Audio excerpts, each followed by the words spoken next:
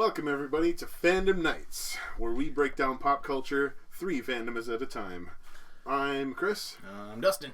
I'm Sherman. It's one fandom Question at a time. Today we're talking about Avatar: The Last Airbender, Book 2, Chepisode 16, Appa's Last Days. Lost. I know. I wanted to get a rise out of you. This was released on October 13th, 2006. We're gonna have a Cain and Abel event going on here, just like Yeah. Dustin, take us through the story. Cain, though. Cain's a crazy dude. I have a theory about Cain. I'll tell you about it later. But Dustin, He's take us through the secretly story. Mephisto? Yes, everything's Mephisto. We're all. Alright. Am I the Invisible Woman? We're not talking one. I don't know. Do you identify as a woman? Don't even get me started on that. So I just wanted to point out before What do we you start. call a female ladybug? A ladybug. Confused. No, male. Sorry, I messed it up. Jeez. All right, I just Appa's read Last Days. So this episode won a Humane Society Genesis Award for its depiction of animal cruelty in the Fire Nation circus. That's That was cool. one of my trivias for this. Wow. Beat you to the punch.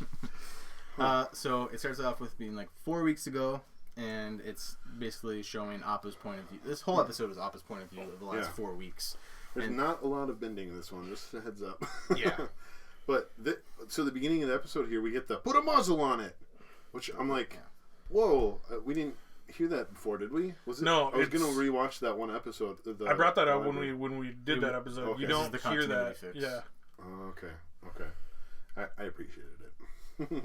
Appa almost breaks free from the Sandbender's grip until the Sandbenders lock their feet in the sand, and then they are able to overpower him and take him to the ground. And so the Sandbenders ransack his saddle and don't really find too much that they like, so they just leave it. Yeah. And the Sandbenders claim that he's like too much to handle, so they'll sell him to the beetle-headed merchants, which are literally beetle-headed. Like, I was like, Wait, were the merchants beetle-headed? yeah, they have beetle they literally have helmets. like beetle helmets. on. Oh.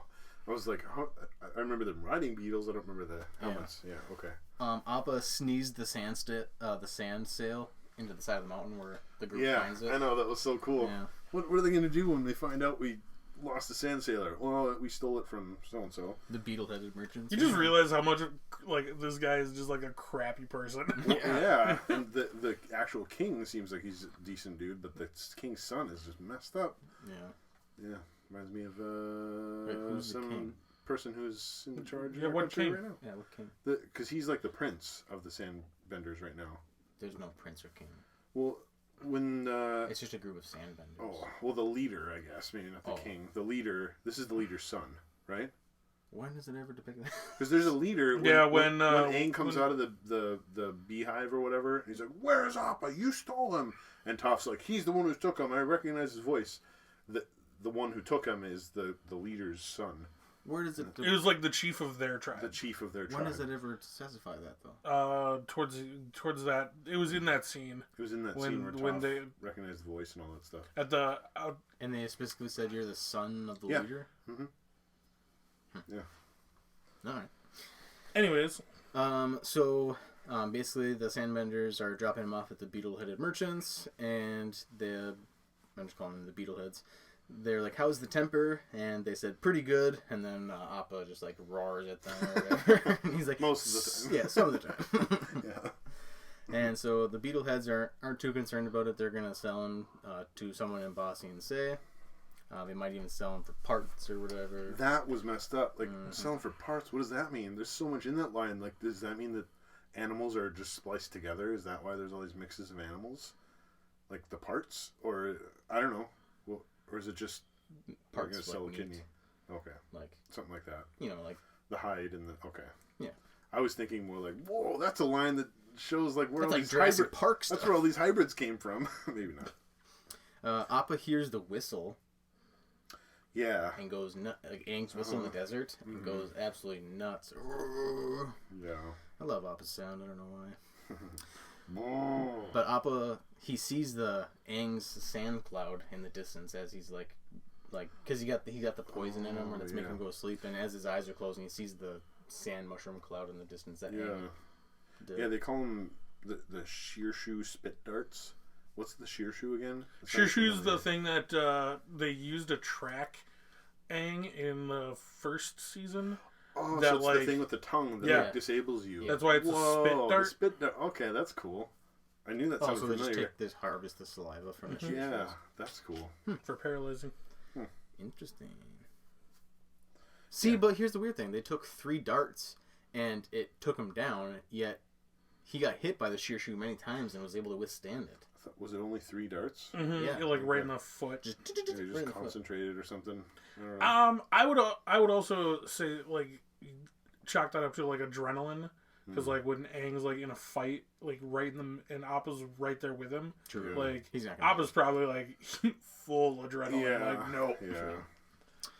Yeah. And the darts probably can get through the fur better than like the tongue. Just like I don't know. True. I don't know. Oh yeah, it's probably into the actual bloodstream. Probably just a continuity thing, but I don't know. So the last thing Appa hears, like I said, he's going to resolve the parts. And then as he wakes up at the circus, and then this tamer claims that he's going to break him. Yeah, in the Fire Nation. Yeah.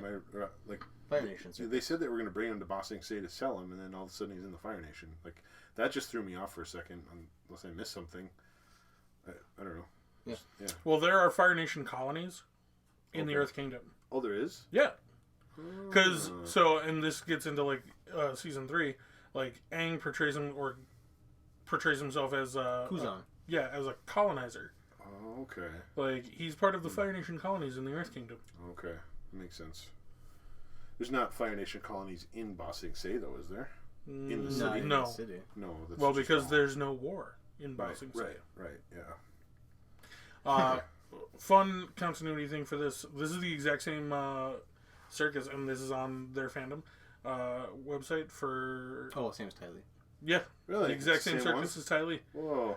Appa is apparently supposed to replace her show or her act because they haven't had like a big act since Ty Lee left. Wow, that's kind of cool, right? Some big little shoes to fill. Terrible. Oh gosh. So Appa makes a new friend that looks exactly like Aang, just with a crazy weird hair. Yeah. And the tamer is showing him how to earn his food, and Appa's just stealing the cabbage, just sucking them in. You're gonna pay for that, yeah. You're gonna pay for that. So the tamer is just basically training Appa to be afraid of fire, which is just kind of sad. Which comes back many times later. Oh yeah. The tamer calls him a wind buffalo, not a sky bison. Yeah, I kind of like that. Really weird. Yeah. Well, I mean, nobody's seen them in act like these things in generations, so like, what else would anybody call them? Well, obviously they're around, but they're just an endangered species at this point, right? Oh yeah. Yeah. Yeah, because technically they find a colony later on. Yeah. So Appa looks at the boy, and all he sees is Aang laughing, his best friend. Kind of made me sad there. I know. This whole one was really sad, but it was really good. But it was really sad, but it didn't like actually make me tear up or anything. No. But so the boy doesn't like seeing him in danger and tells him to get out of here. And so basically Appa like does his little trick and then flings the rings at the tamer and knocks him on the head. Good shot. Yeah. Right on the head. Like, that looked very painful. Yeah. Like his body just stiffened and fell. Yeah. So then after that he basically escapes and still has his shackles on him though. Right, still got the shackles. Which made it even more sad. Everything that he was going through, he's still like shackled up the whole time. Ugh. I didn't count this against like my rating later, but there's an editing issue in this situation because like I totally understand like when like he flies through like and like his costume falls off, but like how did his makeup magically disappear? He had makeup on? Yeah, because he has like a bunch of like makeup on his face. He licked it off. I don't know. But like everything disappears while he's like flying out of the tent, but all of a sudden the makeup's just magically gone. Yeah, weird. Okay. I think it wiped on the tent as he was leaving. It's just an Appa Mixed. face on the side of the tent. Mixed with how fast he was going, it could have just fell off, maybe. It's an editing issue that gets brought up on like the fandom too. So yeah. Spoofs. So Appa is in search of food, and he finds this like weird small little egg in the middle, and then this little lizard at the last second like picks it up and then runs away with it. And then he finds this like cactus and bites it. I got excited for a second. I'm like, oh, Appa's gonna get hopped up on cactus juice, but no, he didn't. Nope. He's probably too big for it to like. Yeah. And then he runs into the vulture wasps, but he gets some honey out of it, so it wasn't total Buzzard loss. wasps. Yeah.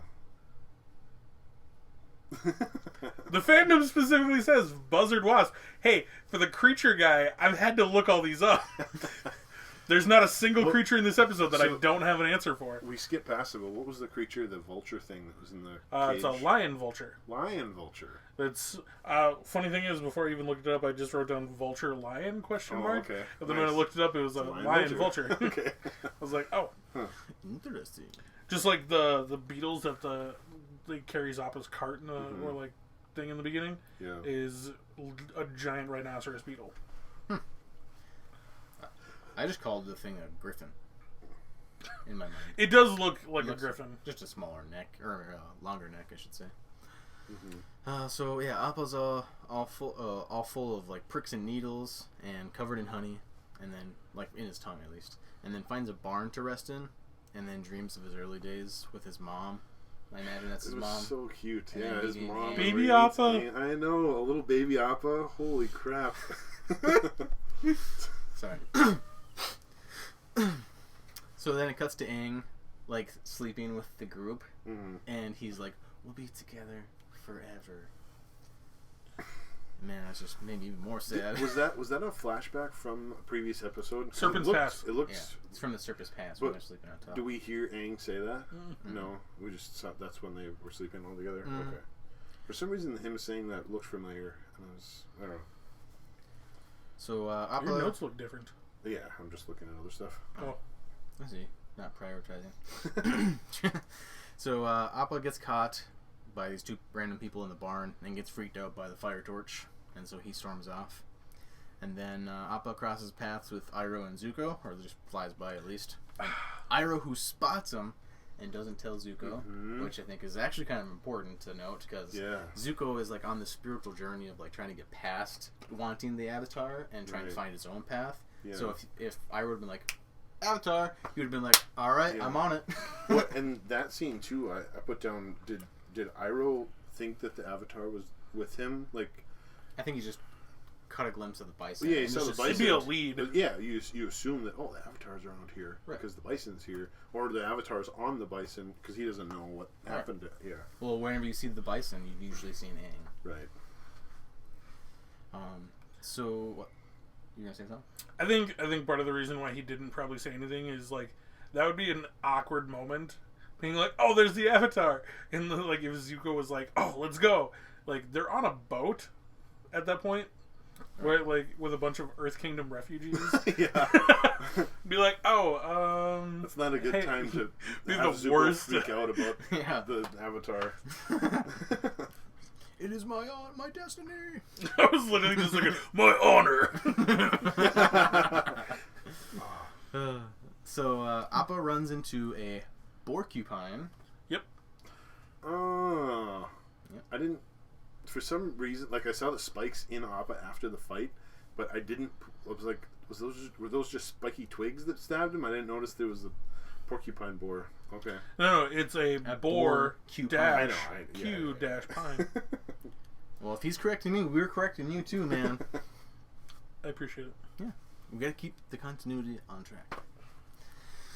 So yeah, he starts fighting that porcupine, and this boar is strong for being like a third of the size of Appa. Like boars apparently are crazy strong though. Like they're dangerous. Apparently, according to the fandom, but Appa's 10 tons. Yeah, according to the fandom wiki, this fight would not normally last this long. Like Appa would knock this guy out. Yeah. Oh, he did at the end. Yeah, but I'm saying like the reason it lasted so long is because he's like so like weak at this point. Malnutrition. Like. Huh. Yeah. Yeah. Makes sense. So yeah, Appa throws him like 500 feet through the dirt, not just through the air, but like through the actual. I know you see like that cloud of dust in the woods. Yeah. I'm like, oh. And then he just gets up and just like scurries off. Sorry, don't mess with me. Appa then goes and finds some kind of tomb-looking thing, and then that cave that's the cave that the porcupine came out of. Yeah. Right. Oh, is that where he came out of? Yeah. Oh, okay. I just called it a tomb. It was kind of like a tomb, I guess. Well, Appa just wants to sleep this whole time. He's hungry and he wants to sleep. Mm-hmm. What's the acronym, like hungry, afraid, or hungry, lonely, tired? I don't know. When you're at your weakest point is when you're like hungry, lonely, tired, like all these different things. And like I've just heard it in like sermons and stuff, like that's when you get tempted or things like that. But you just get beaten down when you're all those things put together, you know. When we reach our lowest point, we are open to the greatest of change. Whoa, what's that from? Avatar. Oh yeah. I knew it. I can't remember. I can't quote the. It's Avatar Aang talking to Korra when Korra loses her bending. When yeah. she loses her bending and only has airbending, this is when Aang like unlocks it for her again. Yeah. The part you don't like. I do like it's a good line. No, you already said it. So then the next scene, we see the Kyoshi warriors back again. Yeah. And Suki, more importantly, recognizes the fur that all the other Kyoshi warriors are finding, and she's like, "Let me see that." She finds it. She's like, "This everyone's can't just be." tracking Appa all the time by his fur. Yeah. Sheds like crazy. Just shedding. Their greatest asset is just like the biggest marker for them. Just like, oh, it's right there. Where's the Avatar? He's over there. He's over there. We know exactly where everyone in the world knows where he is because there's a trail literally to where he's at. Which makes me think Detective Zuko is not doing a good job. Truly. Everybody else is like, oh, Detective Zuko's not a detective right now. He's shirking his duties.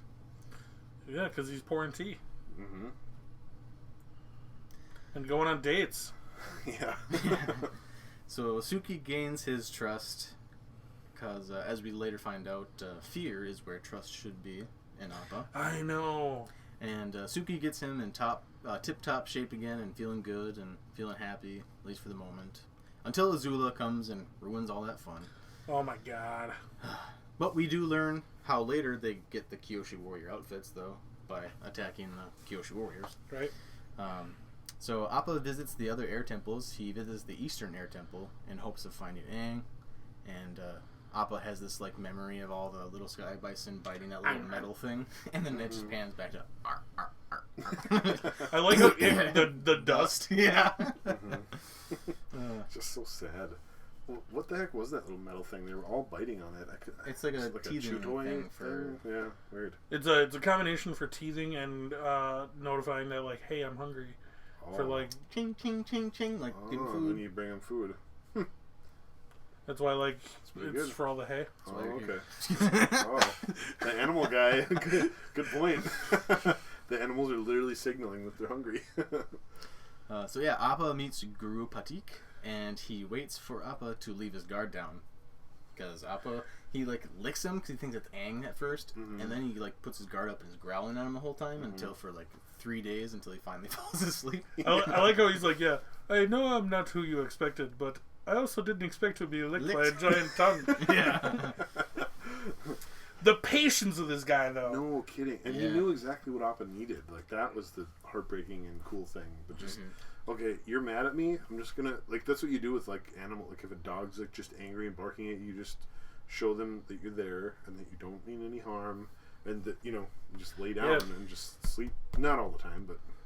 I have a question. So later, or the season finale of this season, we find out that this guy's helping Aang with the spirit world, and more importantly, I think the Avatar state as well, to help master or control the Avatar state. Future spoilers, jeez. I actually don't even remember that. So. Oh yeah, wow. It's been a long time since I watched this. So we'll just put a pin on that for later then.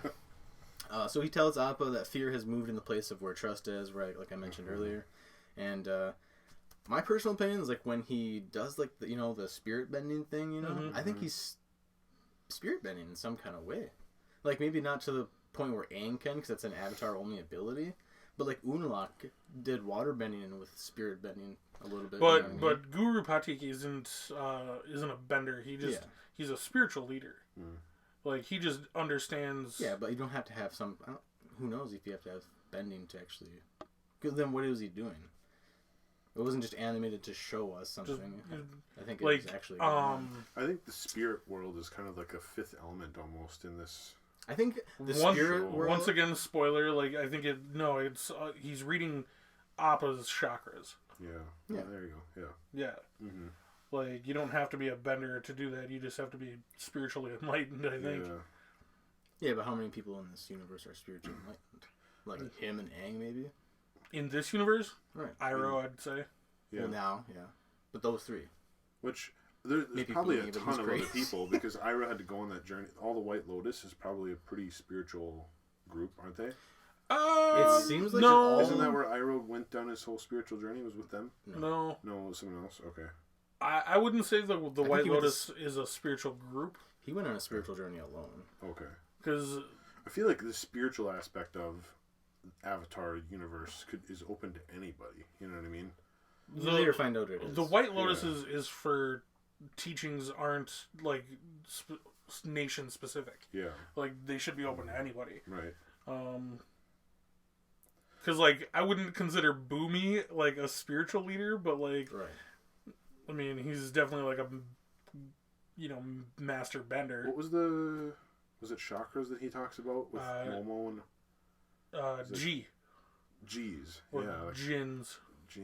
There's like 4 of them. There's 85 or the 85 of them. You think that there's only this many, but there's actually 85, and Momo has a few himself, and so there's something else in this world other than just bending that There's a few things because chakras are totally different. Yeah. Like Jins are totally different. This Guru Patik he says there's invisible strings that connect us all, and he can kind of just tell where Aang is just based off of how connected.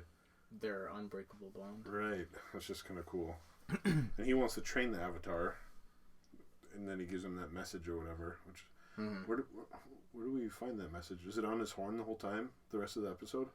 Yeah. It is? I think. Because it doesn't fall off when he gets captured and all that stuff? I guess not. I'm assuming Long Feng probably took it off when they captured him. Yeah. Because you don't see it afterwards. You don't see it when he lands. They probably do talk about it though, because they don't talk about the next couple episodes. Well, because I know it's at some point like he does have to like go to the Eastern Air Temple. Mm-hmm. Right. That's towards the end. He might still have it. I don't know. Well, they go to the Eastern Air Temple in season 3 though. I think with Zuko. That's the Western Air Temple. Is it? Oh yeah, you're right. Yeah. So Appa or Guru Patik basically tells Appa where Aang is, essentially. Or just hypnotizes him to fly over to Aang, because then Appa wakes up above Ba Sing Se, like, what the? Well, they do that voiceover where he's like, he says farewell, gentle peace, or something like that. Yeah. I don't think he was hypnotized, and then all of a sudden just like, okay, I'm in Ba Sing Se. He did. He like woke up and he's like, whoa, and that's when he like landed and stuff, and he was all thrown off by where he was. I think he kind of hypnotized him until flying over where he was. I don't think so. So we watched the scene. I'm pretty sure that's what happened. No, that's like Invisible Woman stretch there. I'm pretty sure that's what happened. Why does Appa wake up and start freaking out when he's flying above Ba Sing Se then? Why is he waking up? Because he starts freaking out. Did you not notice Long Feng was blowing that whistle? Oh, the whistle! Okay. Dang. I noticed that after he landed. I didn't notice that he did it. Yeah, he blow like they show like they don't show who. They just show like a long whistle. Yeah. And like somebody's blowing it, and Appa's like, "Oh!" I thought that was you can tell it's a Dai Li agent. Yeah. But not who. Yeah. I think he hit that Guru Patik hypnotized him, and he was flying straight to Aang, and he would have gone right to Aang. I don't think so. But then the Dai Li just did that whistle, no. and then it threw him off, and then he thought, "Oh no, Aang's over here." So I just why? It makes sense. No, just like the Invisible Woman thing only makes sense to you. See, you think about it this way: like as a guru and like a spiritual leader, why would he hypnotize? Like, there's no reason to. We'll rewatch watch it, I swear he hypnotized him to fly, and then when the whistle went off, he woke up, and that's why he started freaking out. Oh no, hold on. Also, if you were going to hypnotize him, why would you say, "May I attach this to your horn"? Like, yeah. He's How else is he coherent. supposed to send his message? He's coherent the whole time. If he's going to hypnotize him, why? Like, you literally just do that after you hypnotize him. You can just hypnotize him and then you don't have to ask to put the note on it. He wants him to be aware that something's on him, so when he does wake up, he's not like, "What the heck? There's another thing strapped to me." Typically, I mean, I don't know this for sure, but I don't think like deer or anything like that can actually feel their antlers. Like, they can feel pressure and stuff. No, like that. I'm They not can't saying feel like feel it. That's what I'm saying. He's not going to feel that there's a note Anyways, attached it's to it. minimal. I'm just saying I'm right. Go ahead. You're in Wanda's reality somewhere.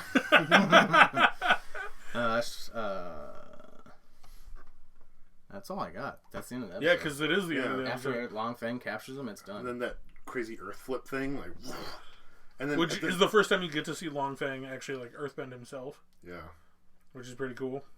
Yeah. Cool.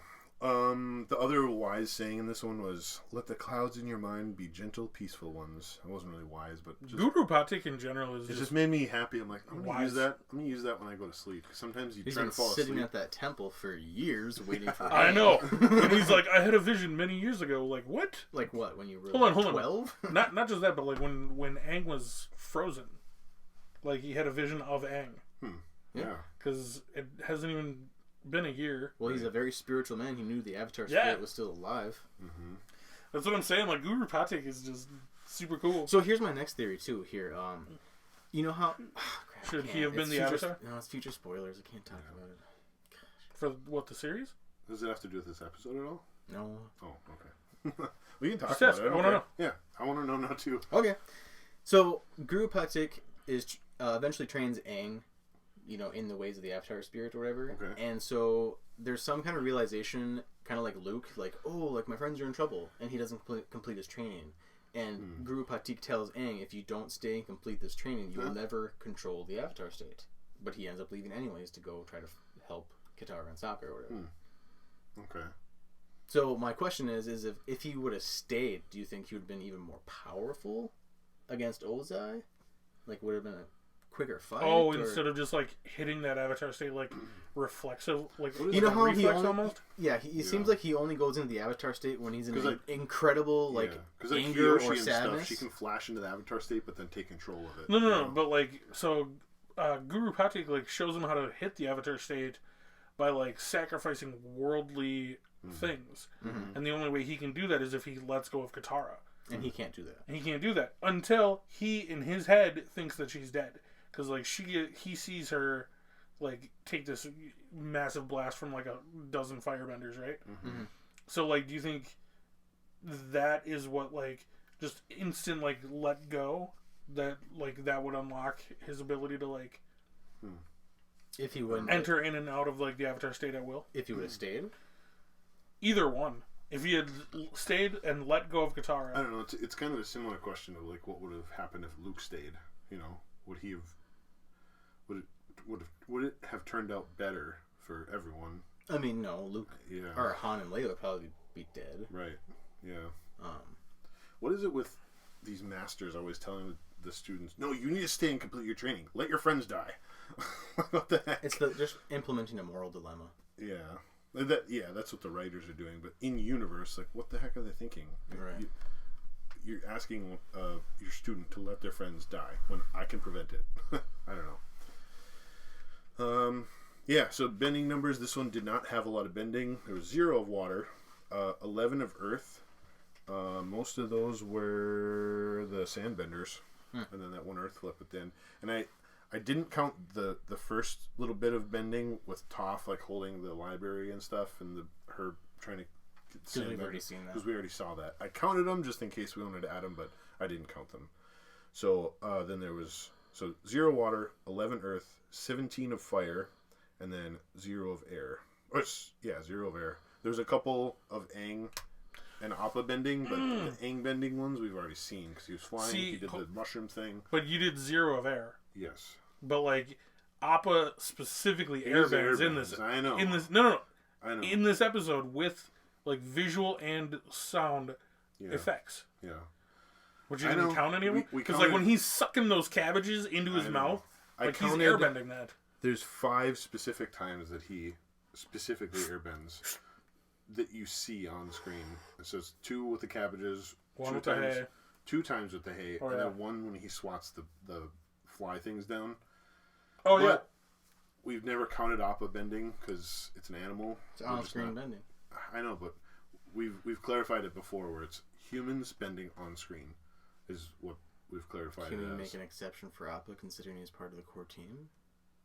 I mean, we can, but then every time he flies, we got to count it, and that's a lot of. See, I don't know if that's airbending for him though, because I think we already came to an agreement that it was, because how else are you gonna lift 10 tons? Yeah, it is airbending. So we haven't been counting. I'm just doing humans bending on screen. I could do it again some other time with Appa, but yeah. So 5 if we count those. If it was Appa, yeah. Okay. Yeah. And then 7 if we counted Aang, but we already saw those, so yeah. Anyways, I'm trying to be as thorough as I can, but I'm trying to stick to whatever we decided on. So it's kind of a gray area, and it's obviously going to be disputed a little bit, but whatever. So that's all I got for that. Sherman, what do you got for? So we had a couple trivia things or whatever too. Well, he already took the one for this episode. I got another one for next episode, but sorry. You're good. What was the award this one won again? The Humane Society thing. Oh, okay, that's really cool. For depicting animal cruelty. Mm-hmm. Yeah. So we had the giant rhinoceros beetles, platypus bear, lion vultures, the weird lizard that comes and takes the egg away from Appa. Mm-hmm. Is it's a gallicorn. Okay. Is it a real lizard? No, it's Gelicorn. Sorry. So like a Gila monster or whatever, Gila monster. But so apparently there's actually history for the desert in this world. Like, so not like real world history for it. Yeah. So there used to be giant versions of these lizards that roamed the desert. Okay. Which is why and they actually mainly fed on the rhinoceros beetle, which is why the beetle-headed merchants have the tiny head like helmets, because the small versions of these used to be the main source of food for the giant Gelicorns. Wow. But after like the beetles went underground for so long that they ended up becoming bigger, and like the Gelicorns ended up diminishing and getting smaller. Where's all this history in the comic books or something, or just? I'm not entirely sure. Yeah. Just on the fandom. Yeah. Okay. They've got references for everything. We see the mongoose lizards again with Azula, May, and Ty Lee. I actually got this one without having to look it up. The jackalope, which is a fictional creature in any universe. It's a mythical being. Is it in this one? Yeah, it's the little rabbit-looking thing that is trying to eat the cactus. That's awesome. Yeah, a jackalope. Nice. I didn't catch that. I remember seeing the little animal, but I didn't catch it was a jackalope. We had talked about buzzard wasp, porcupine, and then we do get to see a little scan or a little pan over of the pygmy pumas when he finally shows up to Ba Sing Se. Nice. For cast stuff, I thought this was kind of cool. So this is the second episode that Sokka and Katara don't have a single line. They're not even on the cast roster for this episode. Wait a minute. Toph's not in this episode either. She does have lines she is in the beginning. She is in the beginning. I just remember you bringing up that trivia thing, like, this is the last episode that Toph's not in or whatever. And I'm like, wait a minute. She's technically in this episode. Yeah. But, like, Sokka and Katara are pictured, but they don't sleeping. say anything when they're sleeping. Yeah. Right. Yeah, good point. They didn't have any speaking lines in Zuko alone either. So. I think only Zuko did. Out of the group, I think so. Yeah. Yeah. Cool. So yeah, let's rate this thing. Dustin, the plot and the story arc. What would you rate the story arc? The arc was good. It was an all-around arc to complete the missing time with Appa. So I'll give it a 9. 9. Okay. The execution, pacing, and vision, and entertainment value. Yeah, I had a thought on that too. I just want to make a point that we can't really say it was well executed or not. I was thinking about that. We're rating because we didn't create. Yeah, so we don't know if it was executed to the degree that they wanted. And I just called it execution. We can call it something different. But the pacing, the vision, does it tie into the grander story? And then was it entertaining? We can call it something different. I just didn't know what to call it when I... Pacing was good. It was not too fast or slow. It was a good pace to keep you on track for the last 4 weeks of Appa's life. Without the team. Oh. In my head, I flashed Appa's last days again. I'm like, the last 4 weeks of his life. What happens next? Wow. The vision was good. There wasn't really anything out of place as far as this. The entertainment was good. There was a couple of funny moments as well with the beetle-headed people and the licking the guru thing. Yeah. It wasn't too much comedy or entertainment, but it was entertaining. So, overall, execution? I'll give it a 9. 9, okay. The characters in this episode are written pretty well. He gave Iroh a moment with concealing info in hopes to help Zuko spiritually. And plausibility was fine because there wasn't anything out of this fantasy world that couldn't happen in this fantasy world. You know me, hate comparing real life to fantasy worlds. I wrote that. Yeah. But nothing in this world didn't seem like not plausible to the storyline. Yeah. The originality... There was a jackalope, man. That is not possible. So was bending. Yeah.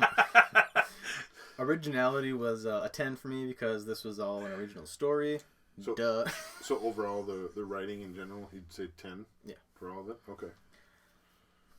Yeah, but there's nothing here we haven't really seen before as far as plot-wise. Well, but it was very original. I mean, this is one of the... It was almost like all unspoken. There's people speaking in it, but this was Appa's journey. This was a story arc for Appa. He can't speak. And...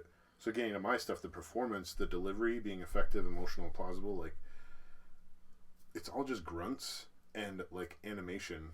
And so the delivery is partially the what happens on screen and what he does. And, man, Appa delivers it. Like, the way that they animated that animal looked like a tortured animal. Like, oh, yeah. He went from happy Appa being captured, well, that sounds weird, but you know what I mean? Normal Appa being captured to being just completely beat down. And then kind of coming back and just getting I'm not gonna lie, it kind of makes me like love D. Bradley Baker even more. Like being able to deliver those kind of lines, like the voice actor for Appa. Oh, really? Yeah, being able to do that kind of stuff. It was like different versions of like his grunts or like his roars or So it's crazy how he goes from such a low voice of Appa to such a high voice of Momo. I know both. Yeah. That all being said, Appa's was really good, but the rest of everything that happened on there was meh. So I gave it an 8 for delivery because Appa elevated it, but there wasn't. Like, carried the... Yeah. So 8 on that. Then the action, the blocking, the stunts, and the environment. Because there wasn't many lines, that's why I didn't do the delivery as high. But this one was all just acting in a way. You know what I mean? Like where he was, and so I gave that a 9. Wasn't perfect, but everything Appa did just elevated that up high. And then the believability, I gave an 8. Again, Appa was amazing. The rest of it was just kind of there to fill it in. So, I don't know. Sherman, the sounds? I gave it a 10. Score was amazing. They had a... 10? No. Well, once again, like Dustin was saying, like this isn't anything we haven't seen before. Like they're very good about doing... key episodes like this like very well. Yeah. Early on, like when he's flying around by himself, like they add a lot more strings. So for the score, a lot more strings. They add in horns and percussion to like give that added tension with using in the music. Yeah. I like that Guru Patik had his own little like theme music for cool. like every time he's on screen. And then for the mix, like there's little parts where they add like super low notes of like a flute or something like that to like really bring that sadness home. Yeah. And I'm just like, so good. Yeah.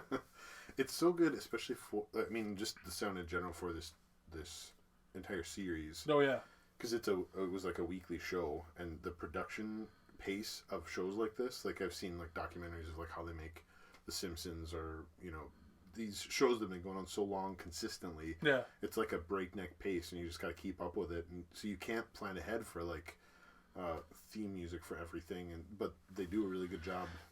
Well, trying to tie it all together. Yeah, the amount of editing and like extra production that goes into like after like voiceover. When on a show recording. like this, the people who are doing the score don't always know what's happening on the episode when they're scoring it. So not all the time. Not all the time. Most of the time. That's why. Well, they know like the general big storyline, but they don't know exactly what's going to happen at every little bit. Have you ever seen them do stuff like that? They play the episode in front of like John Williams. The orchestra. Knows I know. Happens before. Yeah, so like they know exactly what's happening. Or else you couldn't deliver the music properly. Yeah, it'd be like you'd be writing super off. Random music for random scenes. For that one episode, yes, but they don't know that like when they introduced the Fire Nation theme, the don don don don. They didn't know in that first episode when they were recording that what was going to happen to Zuko ultimately. Yeah, you know what I mean? I'm just saying they didn't know to put a theme for Zuko because they don't know the grand scale of every single character, so you can't put it. It's not as detailed as a movie, say, where like this movie's all planned out and all that stuff because it's up in the air to a point. I suppose. I don't know. So the visuals, what would you give that? I give it a 9. Framing is kind of tough for an animated show a lot of times because like the camera angle, quote unquote, moves so frequently that like having people like walk in and out of frame or like things changing in the frame or like it changes so frequently. I think they're getting better at the visuals. I'm noticing it more and more. Like the animation in the last episode, when like the Tales of Bossing say, like just looked a little different. Yep. And then this one was kind of back a little bit more towards what they were doing before, but it gets like it's like better, normal, like it's going in steps. And like these 2 episodes specifically, there's a shift in how they animate stuff, and it. And that's just it. You like, can tell there's 2 main animation companies that did this series, and they kind of went every other episode through the series, and you can tell that both companies are getting more comfortable with these characters, and they're getting better with their animation and stuff of them. Because like motion and editing for this episode was super great. Like that one fight scene between the Kyoshi warriors and the they did that like freeze frame, like and it like turned into like a painting kind of. Then it went to the next scene. It's like, oh, that's something new. Okay. For motion, I specifically brought out like the fight between like Appa and that porcupine was just perfect with that cool fall down the mountain. Like throwing the porcupine through like the kicking and a gouging in the mud and the blood and the beer. Jeez. Editing I thought was really cool. So when you get a wide shot in the very beginning of the episode, you see when all the sandbenders are like trying to like time down. Yeah. I don't know if you got this or like added this to your bending numbers, but you can actually visibly see each one of them have like their rock or like turn the sand into rock. Yeah. Well, just the fact that you can see it, I thought was really cool. Yeah.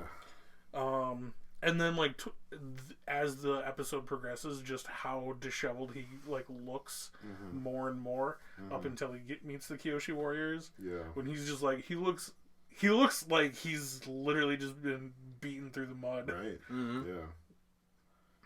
So I gave visuals a 9. Effects I also gave a 9. I thought so many different sets throughout this whole episode. Yeah. Desert, circus, cave. The air temple was super cool.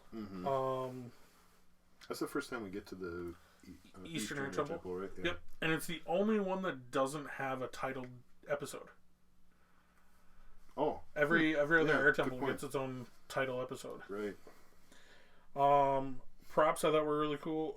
2 specifically that I thought were really cool. The Shirshu spit darts, which I know was a super minor thing, but I thought it was kind of funny. Yeah. But the added fan shields, did you guys notice that? Yeah, I put on there cool shields because it's like a fan and it goes and it turns into a shield and it blocks fire like it's a strong shield. I'm like, what the? Yeah. Where's this technology been this whole time? They have a printing press, so I don't know. I suppose. They do, because I mean that's how they got all the flyers done.